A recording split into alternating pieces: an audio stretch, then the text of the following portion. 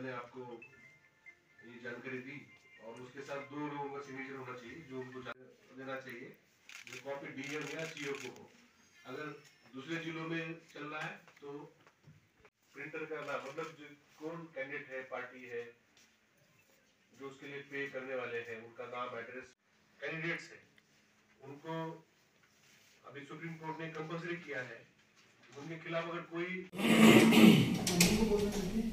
अच्छा बोलते भी हैं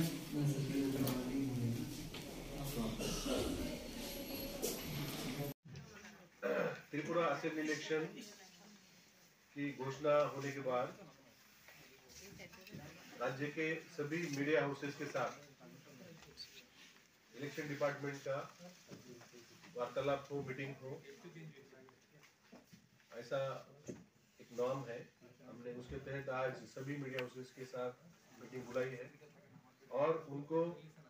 जो असेंबली इलेक्शन के तहत जितने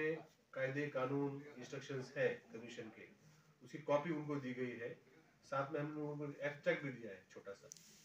मेनली जो क्या प्रिंट करना है, क्या एडवर्टाइजमेंट है, पेड न्यूज़ है, फेक न्यूज़ है, जो कैंडिडेट्स के क्रिमिनल एंटीसीडेंट के बारे में जो फॉर्मेट्स है, और रिप्रेजेंटेटिव पीपल एक्ट जो कायदा है जिसके तहत इलेक्शन होते हैं देश में,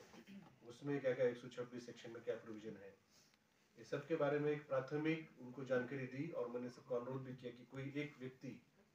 उनके मीडिया हाउस से इसका पूरा पढ़ाई करे, जानकारी ले, ताकि आपको भी काम करने में सुविधा होगी और हमें इलेक्शन डिपार्टमेंट को इलेक्शन करवाने में सभी मीडिया हाउसेस सहयोगिता करें। धन्यवाद।